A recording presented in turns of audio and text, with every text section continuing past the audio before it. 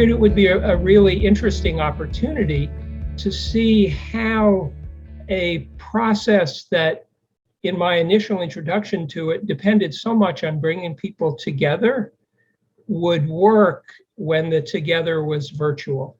My first exposure to appreciative inquiry was last January of 2020 through my graduate school program, which was focused on organizational development. And we spent 3 days in person together, conducting an AI workshop, learning about it, things like that. And so I knew I wanted to go ahead and get facilitated in it because it really complemented my style. So when it turned into virtual, it actually felt like a really natural fit for me. It was the passion of another individual that definitely got me into it, who injected it in every aspect of her life, whether it was personal or professional. And I know her in both of those aspects. And it was just incredible to me, the power of reframing conversations and strategic directions and everything that and I generally am a very positive person. So I was naturally drawn to this sort of approach. Because I work in the DEI space, we're always looking for ways that we can leverage, evidence-based practices and principles to drive community, to drive engagement, to drive change. And so I was really looking, one, to actually get certifications so that, I could use it fully, but also just with that lens of like, how would this look in the DEI space specifically? The professionalism and high quality of the learning management system of the whole program, but especially of the learning management and the ability to go and do some asynchronous work on our own schedules in between, come back together, have those conversations offline was really helpful. The use of breakout rooms was really well done and really well utilized and gave us that opportunity. We had about 20 people in our group. And so that is a large group online. And while I think our entire group bonded really well, and I loved the large group sessions, I think it was really helpful to have those times spent in breakout rooms as well. There was deeper discussion, more time for that. I also want to mention the learning management system as a great complement to our virtual session. Our virtual sessions were very well facilitated, but also we had a learning management system component where we were able to ask questions, continue the dialogue about sessions outside of our kind of prescribed 2-hour synchronous session that allowed the learning to happen asynchronously, especially because we had people from all over the world in our session. So people brought different energy levels based on, where they were. And so people were able to kind of respond in times that worked well for them. I'm just going to echo what Sally had to say. I really appreciated the timing, the chunks of time, and also the opportunity that gave us. Our group would often, or groups, because we kept switching groups for what we were doing. Sometimes we would meet a little earlier before the session. And so that was a lovely opportunity, because if we were live and in person, people would have had to travel in earlier, fought traffic, changed up their routines or that kind of thing. And that could have been difficult. What I loved also about the learning management system was, for me, that it was a repository of great amounts of information. So there were articles there were videos there, it was all in one place. I think the collaborative of experiencing this new learning environment together, everyone trying to figure it out together, really connected us too. And there was a grace and an openness for mistakes and errors and or things that, if we had technical blips. And there was just a connection, a humor and a laughter, coming back together.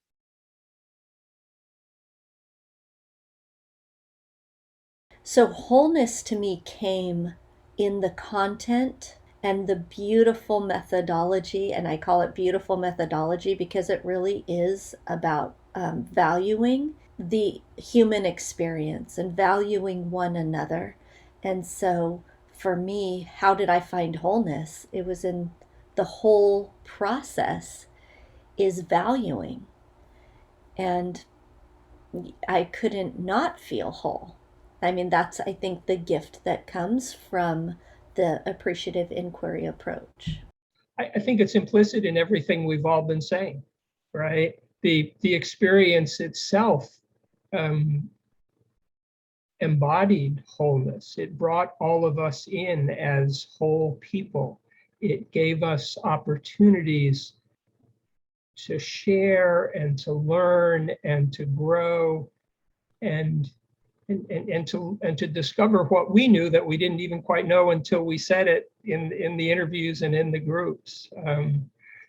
I've had very few experiences, honestly, that come anywhere near it as an experience of, being able to bring so much of myself to it and experience so much of the rest of the group and learn so much in the process. I think that our group, for me, wholeness is what we became.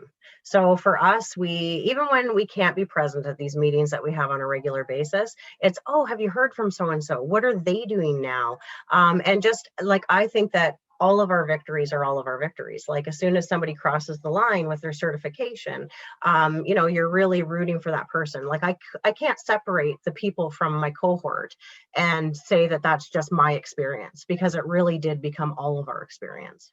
The power of hearing somebody else's story and inviting someone to tell their story really creates connection. And I remember a great quote that said, it's really hard to distrust someone whose story that you've heard, right? It creates a strong sense of trust once you've heard someone else's story.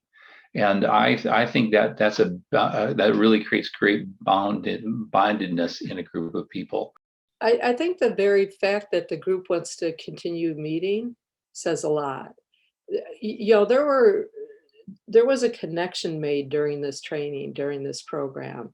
There were conversations that were ongoing when folks were engaging in their practicums too. And, hey, I'm trying this, what about you? And, sharing materials and that sort of thing, and experiences. But there was an excitement, you had people from different walks of life, different disciplines and work settings, different lived experiences.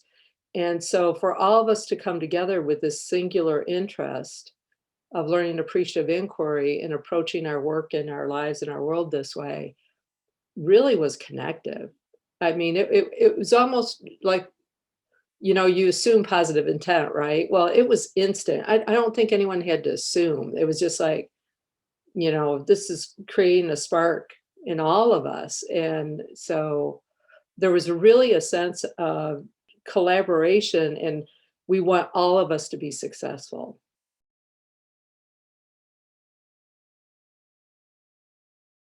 Oh gosh, how didn't they? That's the question.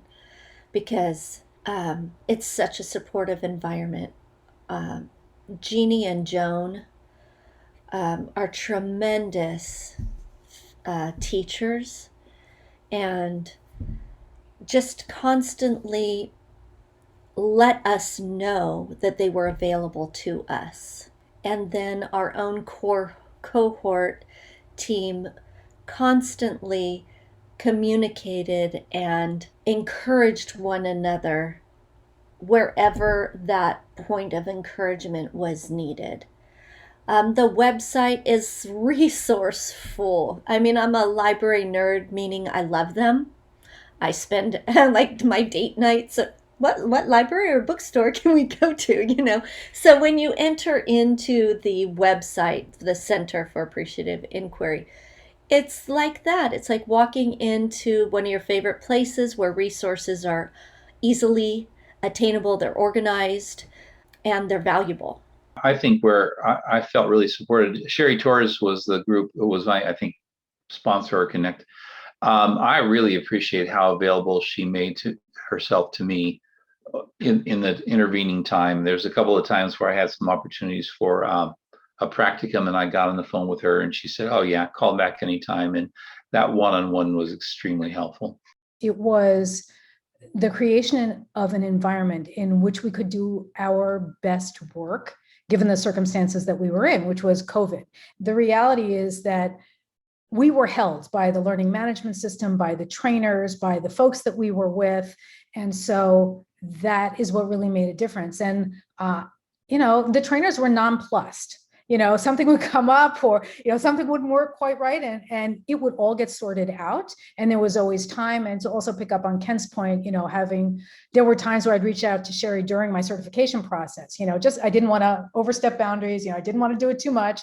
And honestly, the ability to make our own projects is both a blessing and a curse to me, because the sky's the limit and you can do just about anything. And that can be very exciting and very challenging at the same time. And so I would reach out every so often and say, am I on the right path? And she's like, yeah, you're on the right path. And I was like, oh, okay, so I'll keep going, and so that was really wonderful also. And it wasn't only that though. I also got direct and specific feedback that I needed. That wasn't just the generalized feedback. That was very helpful.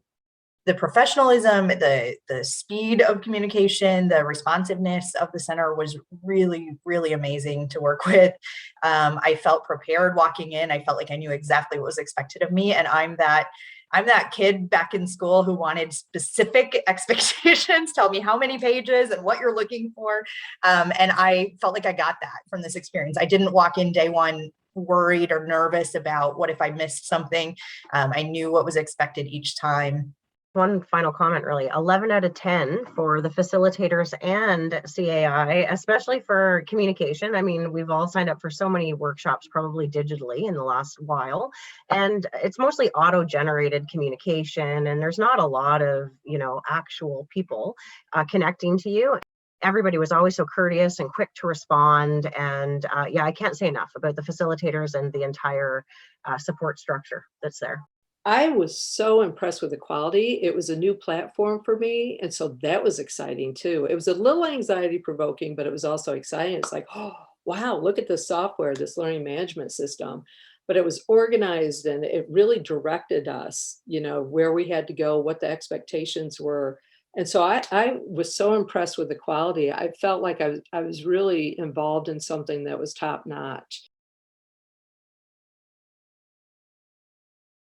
The highlight is it's the power of the transformation. Like, it really is transformative. And even if you expect it to be, which I did because of this passionate person that pulled me in, and but honestly, to live it and then actually feel that transformation is I can't emphasize enough like how transformative it was. That was the biggest highlight for sure.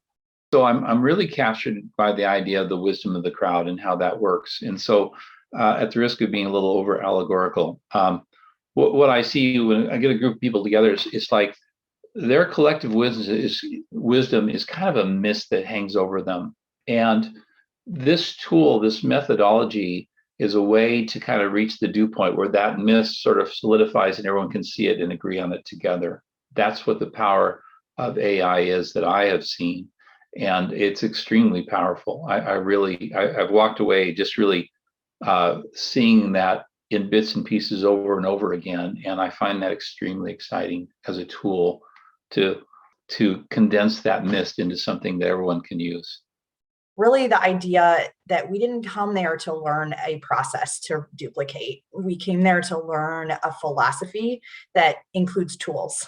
And that really shifted my mindset, I think, around the idea of appreciative inquiry and what it is, and what it can be and how big it is and how big it can be and the potential that's involved. That it's really a philosophy and a worldview and tools to bring that worldview to life. And that was a really big shift for me, rather than learning how to do something like how to do a summit. It was not that. It was really starting to shift your entire way of looking at the work you approach. The experiential side of it. So it's great to talk about theory and ideas, but when you learn something by experiencing it, it just opens up all the possibilities that are available to us that we're sometimes unaware of. The theory and the principles and the model, all that was presented, but to have experienced it, it brings so much more richness to then how you'll use it and your own understanding of it. That even in a time of loss and uncertainty and suffering and challenge, there's good people, there's good work, and it can sustain you. It can help you recognize your resilience and really help you continue to learn to flourish and to hopefully support others to do the same.